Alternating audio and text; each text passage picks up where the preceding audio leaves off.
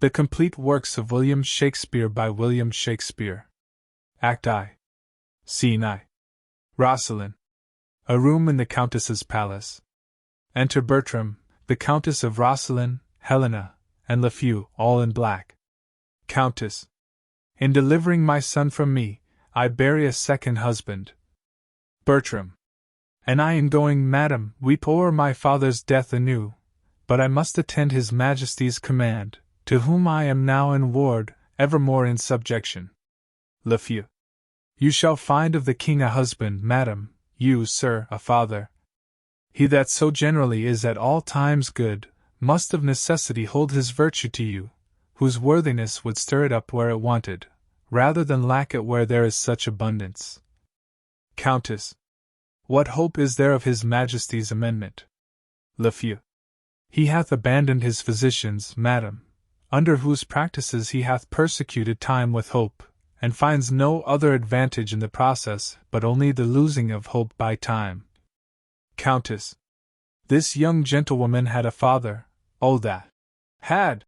How sad a passage 'tis, whose skill was almost as great as his honesty, had it stretched so far, would have made nature immortal, and death should have play for lack of work.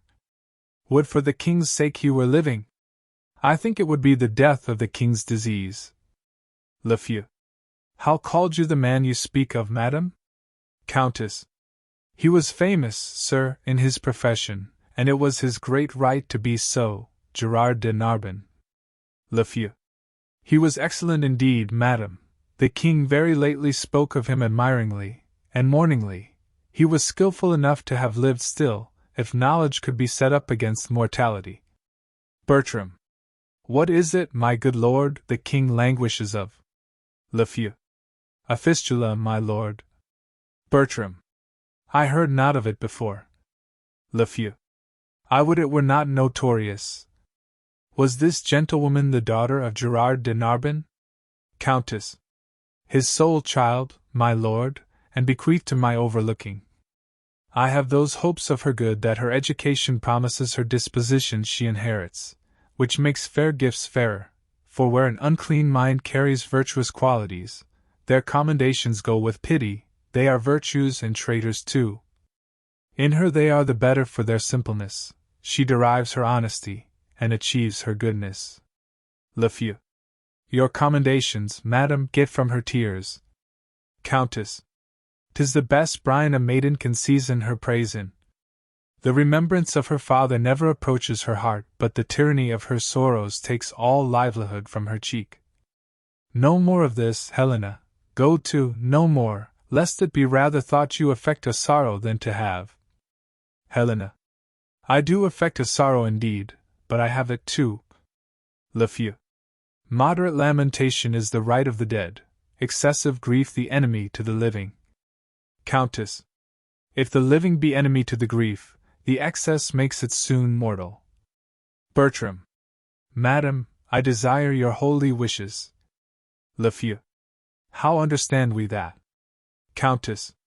Be thou blessed, Bertram, and succeed thy father in manners, as in shape. Thy blood and virtue contend for empire in thee, and thy goodness share with thy birthright. Love all, trust a few, do wrong to none. Be able for thine enemy rather in power than use, and keep thy friend under thy own life's key. Be checked for silence, but never taxed for speech. What heaven more will, that thee may furnish and my prayers pluck down, fall on thy head. Farewell. My lord, 'tis an unseasoned courtier, good my lord, advise him. Lafeu. He cannot want the best that shall attend his love. Countess. Heaven bless him. Farewell, Bertram. Exit Countess. Bertram. The best wishes that can be forged in your thoughts be servants to you. To Helena. Be comfortable to my mother, your mistress, and make much of her. Lafeu. Farewell, pretty lady, you must hold the credit of your father. Exeunt Bertram and Lafeu. Helena. Oh, were that all? I think not on my father, and these great tears grace his remembrance more than those I shed for him. What was he like? I have forgot him, My imagination carries no favorite but Bertram's. I am undone, there is no living, none if Bertram be away. 'Twere all one that I should love a bright particular star, and think to wed it, he is so above me. In his bright radiance and collateral light must I be comforted, not in his sphere. Ambition in my love thus plagues itself, the hind that would be mated by the lion must die for love. 'Twas pretty, though a plague, to see him every hour, to sit and draw his arched brows, his hawking eye, his curls, in our heart's table, heart too capable of every line and trick of his sweet favor. But now he's gone, and my idolatrous fancy must sanctify his relics. Who comes here? Enter Parolles. One that goes with him. I love him for his sake, and yet I know him a notorious liar, think him a great way fool, solely a coward. Yet these fixed evils sit so fit in him that they take place when virtue's steely bones looks bleak.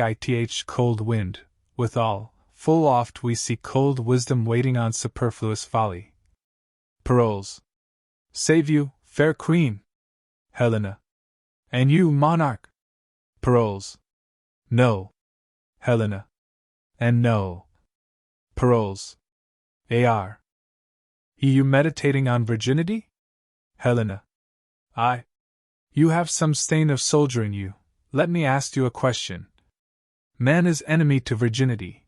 How may we barricade it against him? Parolles. Keep him out. Helena. But he assails, and our virginity, though valiant in the defense, yet is weak. Unfold to us some warlike resistance. Parolles. There is none. Man setting down before you will undermine you and blow you up. Helena. Bless our poor virginity from underminers and blowers up. Is there no military policy how virgins might blow up men? Parolles. Virginity being blown down, man will quicklier be blown up. Marry, in blowing him down again, with the breach yourselves made, you lose your city. It is not politic in the commonwealth of nature to preserve virginity. Loss of virginity is rational increase, and there was never virgin got till virginity was first lost. That you were made of his metal to make virgins. Virginity, by being once lost, may be 10 times found. By being ever kept, it is ever lost. 'Tis too cold a companion. Away with it! Helena.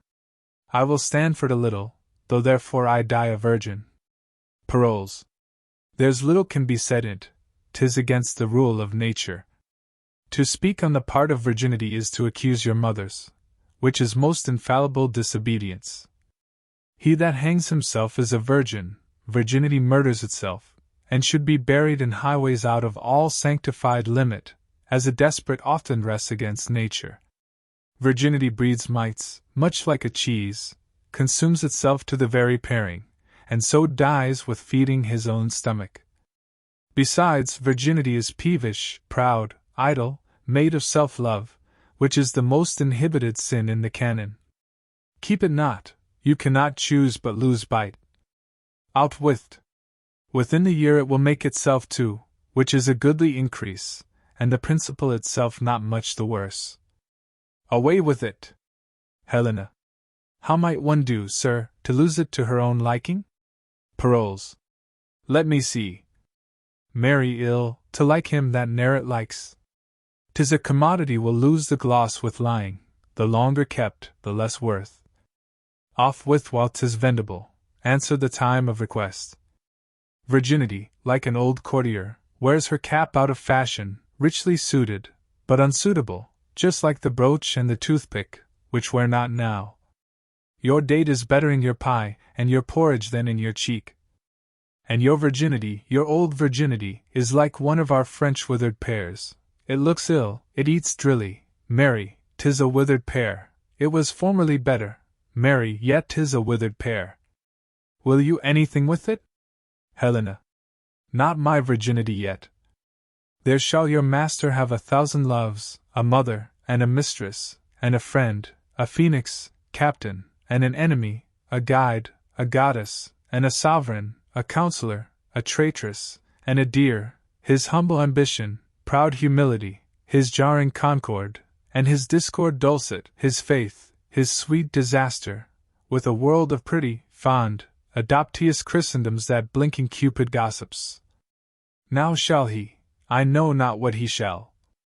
God send him well. The court's a learning place, and he is one. Paroles. What one, I faith? Helena. That I wish well. 'Tis pity, Paroles. What's pity? Helena. That wishing well had not a body in which might be felt that we, the poor born, whose baser stars do shut us up in wishes, might with effects of them follow our friends, and show what we alone must think, which never returns us thanks. Enter a page. Page. Monsieur Paroles, my lord calls for you. Exit page. Paroles. Little Helen, farewell. If I can remember thee, I will think of thee at court. Helena. Monsieur Paroles, you were born under a charitable star. Paroles. Under Mars I. Helena. I especially think under Mars. Paroles. Why under Mars? Helena. The wars hath so kept you under, that you must needs be born under Mars. Paroles. When he was predominant. Helena. When he was retrograde, I think rather. Paroles. Why think you so? Helena. You go so much backward when you fight. Paroles. That's for advantage. Helena. So is running away, when fear proposes the safety. But the composition that your valor and fear makes in you is a virtue of a good wing, and I like the wear well. Paroles. I am so full of business I cannot answer thee acutely. I will return perfect courtier, in the which my instruction shall serve to naturalize thee, so thou wilt be capable of a courtier's counsel, and understand what advice shall thrust upon thee, else thou deest in thine unthankfulness, and thine ignorance makes thee away. Farewell. When thou hast leisure, say thy prayers, when thou hast none, remember thy friends. Get thee a good husband, and use him as he uses thee. So farewell. Exit. Helena.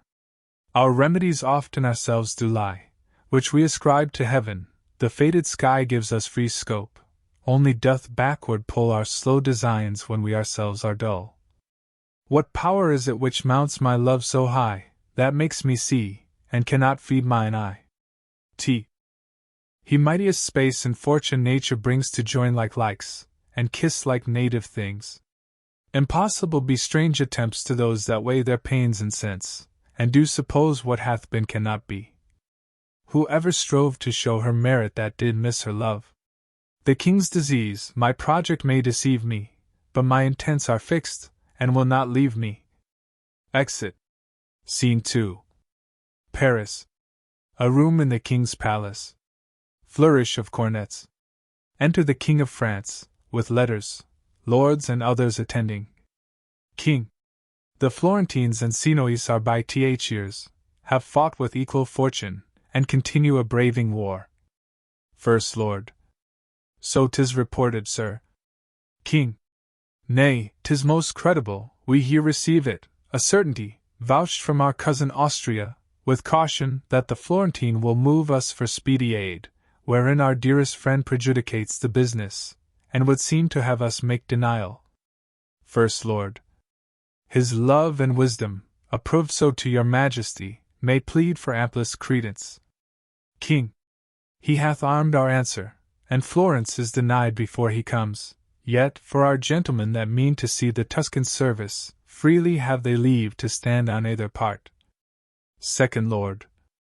It well may serve a nursery to our gentry, who are sick for breathing and exploit. King. What's he comes here? Enter Bertram, Lafeu and Paroles. First Lord. It is the Count Roscelin, my good lord, young Bertram. King. Youth, thou bear'st thy father's face, frank nature, rather curious than in haste, hath well compassed thee. Thy father's moral parts mayst thou inherit too. Welcome to Paris. Bertram. My thanks and duty are your majesty's. King. I would I had that corporal soundness now, as when thy father and myself in friendship first tried our soldiership. He did look far into the service of the time, and was discipled of the bravest. He lasted long, but on us both did haggish age steal on, and wore us out of act. It much repairs me to talk of your good father. In his youth he had the wit which I can well observe today in our young lords. But they may jest till their own scorn return to them unnoted ere they can hide their levity in honor so like a courtier. Contempt nor bitterness were in his pride or sharpness. If they were, his equal had a whack them, and his honor, clocked to itself, knew the true minute when exception bid him speak. And at this time his tongue obeyed his hand. Who were below him he used as creatures of another place, and bowed his eminent top to their low ranks, making them proud of his humility. In their poor praise he humbled. Such a man might be a copy to these younger times, which, followed well, would demonstrate them now but goers backward. Bertram. His good remembrance, sir, lies richer in your thoughts than on his tomb, so in approof lives not his epitaph as in your royal speech. King. Would I were with him! He would always say, methinks I hear him now. His plausive words he scattered not in ears, but grafted them to grow there and to bear. Let me not live! This his good melancholy oft began on the catastrophe and heel of pastime, when it was out. Let me not live, quoth he, after my flame lacks oil, to be the snuff of younger spirits, whose apprehensive senses all but new things disdain, whose judgments are mere fathers of their garments, whose constancies expire before their fashions. This he wished. I, after him, do after him wish too, since I nor wax nor honey can bring home, I quickly were dissolved from my hive to give some labourers room. Second Lord. You're logged, sir, they that least lend it you shall lack you first. King. I fill a place, I note. How long is, Count, since the physician at your father's died? He was much famed. Bertram. Some 6 months since, my lord. King. If he were living I would try him yet, lend me an arm, the rest have worn me out with several applications, nature and sickness debated at their leisure. Welcome, Count, my son's no dearer. Bertram. Thank your majesty. Exeunt. Flourish. Scene 3. Rosalind. A room in the palace. Enter Countess, Steward and Clown. Countess. I will now hear. What say you of this gentlewoman? Steward.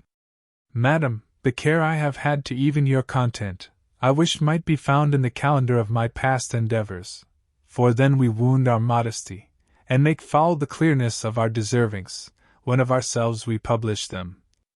Countess. What does this knave here? Get you gone, sirrah. The complaints I have heard of you I do not all believe.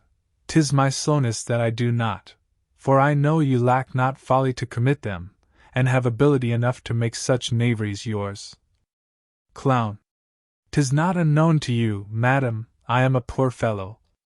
Countess. Well, sir. Clown. No, madam, 'tis not so well that I am poor, though many of the rich are damned. But if I may have your ladyship's goodwill to go to the world, ispel the woman, and I will do as we may. Countess. Wilt thou needs be a beggar? Clown. I do beg your goodwill in this case. Countess. In what case? See. Loun. In Ispel's case and mine own. Service is no heritage, and I think I shall never have the blessing of God till I have issue of my body, for they say barns are blessings. Countess. Tell me thy reason why thou wilt marry. Clown. My poor body, madam, requires it. I am driven on by the flesh, and he must needs go that the devil drives. Countess. Is this all your worship's reason? Clown. Faith, madam, I have other holy reasons such as they are. Countess. May the world know them? Clown. I have been, madam, a wicked creature, as you and all flesh and blood are, and indeed I do marry that I may repent. Countess. Thy marriage sooner than thy wickedness. Clown. I am out of friends, madam, and I hope to have friends for my wife's sake. Countess. Such friends are thine enemies, knave. Clown. Y'are shallow, madam, in great friends, for the knaves come to do that for me which I am weary of. He that ears my land spares my team, and gives me leave to in the crop. If I be his cuckold, he's my drudge. He that comforts my wife is the cherisher of my flesh and blood. He that cherishes my flesh and blood loves my flesh and blood. He that loves my flesh and blood is my friend. Ergo, he that kisses my wife is my friend. If men could be contented to be what they are, there were no fear in marriage. For young Charbonne the Puritan and old Poissem the Papist, howsoever their hearts are severed in religion, their heads are both one. They may jowl horns together like any deer I the herd. Countess. Wilt thou ever be a foul-mouthed and calumnious knave? Clown. A prophet I, madam, and I speak the truth the next way, for I the ballad will repeat, which men full true shall find. Your marriage comes by destiny, your cuckoo sings by kind. Countess. Get you gone, sir, I'll talk with you more anon. Steward. May it please you, madam, that he bid Helen come to you. Of her I am to speak. Countess. Sirrah, tell my gentlewoman I would speak with her. Helen I mean. Clown. Sings. Was this fair face the cause, quoth she, why the Grecians sacked Troy? Fond dun fond, was this King Priam's joy? With that she sighed as she stood, and gave this sentence then, among 9 bad if one be good, among 9 bad if one be good, there's yet 1 good in 10. Countess. What, 1 good in 10? You corrupt the song, sirrah. Clown. 1 good woman in 10, madam, which is a purifying ode the song. Would God would serve the world so all the year. We'd find no fault with the tithe woman, if I were the parson. 1 in 10, quoth they. And we might have a good woman born but or every blazing star, or at an earthquake, 'twould mend the lottery well. A man may draw his heart out ere he pluck one. Countess. You'll be gone, sir knave, and do as I command you. Clown. That man should be at woman's command, and yet no hurt done. Though honesty be no Puritan, yet it will do no hurt. It will wear the surplice of humility over the black gown of a big heart. I am going, forsooth. The business is for Helen to come hither. Exit. Countess. Well now. Steward. I know, madam, you love your gentlewoman entirely. Countess. Faith I do.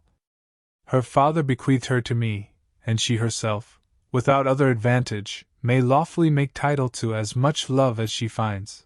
There is more owing her than is paid, and more shall be paid her than she'll demand. Steward. Madam, I was very late more near her than I think she wished me. Alone she was, and did communicate to herself her own words to her own ears. She thought, I dare vow for her, they touched not any stranger sense. Her matter was, she loved your son. Fortune, she said, was no goddess, that had put such difference betwixt their 2 estates. Love no god, that would not extend his might only where qualities were level. Diana no queen of virgins, that would suffer her poor knights her priest, without rescue in the first assault or ransom afterward. This she delivered in the most bitter touch of sorrow that e'er I heard virgin exclaim in, which I held my duty speedily to acquaint you withal. Sit hence. In the loss that may happen, it concerns you something to know it. Countess. You have discharged this honestly. Keep it to yourself. Many likelihoods informed me of this before, which hung so tottering in the balance that I could neither believe nor misdoubt. Pray you leave me, stall this in your bosom, and I thank you for your honest care. I will speak with you further anon. Exit Steward. Enter Helena. Even so it was with me when I was young. If ever we are nature's, these are ours. This thorn doth to our rose of youth rightly belong. Our blood to us, this to our blood is born. It is the show and seal of nature's truth, where love's strong passion is impressed in youth. By our remembrances of days foregone, such were our faults, or then we thought them none. Her eye is sick on't, I observe her now. Helena. What is your pleasure, madam? Countess. You know, Helen, I am a mother to you. Helena. Mine Anura. Blee mistress. Countess. Nay, a mother. Why not a mother? When I said a mother, methought you saw a serpent. What's in mother, that you start at it? I say I am your mother, and put you in the catalogue of those that were and were mine. 'Tis often seen adoption strives with nature, and choice breeds a native slip to us from foreign seeds. You ne'er oppressed me with a mother's groan, yet I expressed to you a mother's care. God's mercy, maiden! Does it curd thy blood to say I am thy mother? What's the matter, that this distempered messenger of wet, the many-colored iris, rounds thine eye? Why, that you are my daughter. Helena. That I am not. Countess. I say, I am your mother. Helena. Pardon, madam, the Count Rosalind cannot be my brother. I am from humble, he from honored name, no note upon my parents, his all noble, my master, my dear lord he is, and I his servant live, and will his vassal die. He must not be my brother. Countess. Nor I your mother? Helena. You are my mother, madam, would you were, so that my lord your son were not my brother, indeed my mother. Or were you both our mothers, I care no more for than I do for heaven, so I were not his sister. Can no other, but I your daughter, he must be my brother? Countess. Yes, Helen, you might be my daughter-in-law. God shield you mean it not. Daughter and mother so strive upon your pulse. What? Pale again? My fear hath catched your fondness, now I see the mystery of your loneliness, and find your salt tears head. Now to all sense 'tis gross you love my son, invention is ashamed, against the proclamation of thy passion to say thou dost not. Therefore tell me true, but tell me then, 'tis so, for, look, thy cheeks confess it, t1 to th other, and thine eyes see it so grossly shown in thy behaviors, that in their kind they speak it. Only sin and hellish obstinacy tie thy tongue, that truth should be suspected. Speak, is so? If it be so, you have wound a goodly clue, if it be not, forswear't, howe'er, I charge thee, as heaven shall work in me for thine avail, to tell me truly. Helena. Good madam, pardon me. Countess. Do you love my son? Helena. Your pardon, noble mistress. Countess. Love you my son? Helena. Do not you love him, madam? Countess. Go not about, my love hathn't a bond whereof the world takes note. Come, come, disclose the state of your affection, for your passions half to the full appeached. Helena. Then I confess here on my knee, before high heaven and you, that before you, and next unto high heaven, I love your son. My friends were poor, but honest, so's my love. Be not offended, for it hurts not him that he is loved of me. I follow him not by any token of presumptuous suit, nor would I have him till I do deserve him, yet never know how that desert should be. I know I love in vain, strive against hope, yet in this captious and intimable sieve I still pour in the waters of my love and lack not to lose still. Thus, Indian-like, religious in mine error, I adore the sun that looks upon his worshipper, but knows of him no more. My dearest madam, let not your hate encounter with my love, for loving where you do, but if yourself, whose aged honor cites a virtuous youth, did ever, in so true a flame of liking, wish chastely, and love dearly, that your Diane was both herself and love, oh then, give pity to her whose state is such that cannot choose but lend and give where she is sure to lose, that seeks not to find that her search implies, but riddle-like lives sweetly where she dies. Countess. Had you not lately an intent, speak truly, to go to Paris? Helena. Madam, I had. Countess. Wherefore? Tell true. Helena. I will tell truth, by grace itself I swear. You know my father left me some prescriptions of rare and proved effects, such as his reading and manifest experience had collected for general sovereignty, and that he willed me in heedful reservation to bestow them, as notes, whose faculties inclusive were more than they were in note. Amongst the rest there is a remedy, approved, set down, to cure the desperate languishings whereof the king is rendered lost. Countess. This was your motive for Paris, was it? Speak. Helena. My lord your son made me to think of this, else Paris, and the medicine, and the king, had from the conversation of my thoughts haply been absent then. Countess. But think you, Helen, if he should tender your supposed aid, he would receive it? He and his physicians are of a mind, he, that they cannot help him, they, that they cannot help. How shall they credit a poor unlearned virgin, when the schools, emboweled of their doctrine, have let off the danger to itself? Helena. There's something in more than my father's skill, which was the greatest of his profession, that his good receipt shall for my legacy be sanctified by luckiest stars in heaven. And would your honor but give me leave to try success, I'd venture the well-lost life of mine on his grace's cure. By such a day and hour. Countess. Dost thou bell? Eved? Helena. Ay, madam, knowingly. Countess.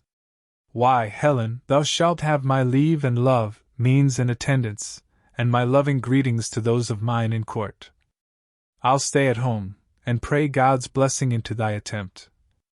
Be gone tomorrow, and be sure of this, what I can help thee to, thou shalt not miss. Exeunt.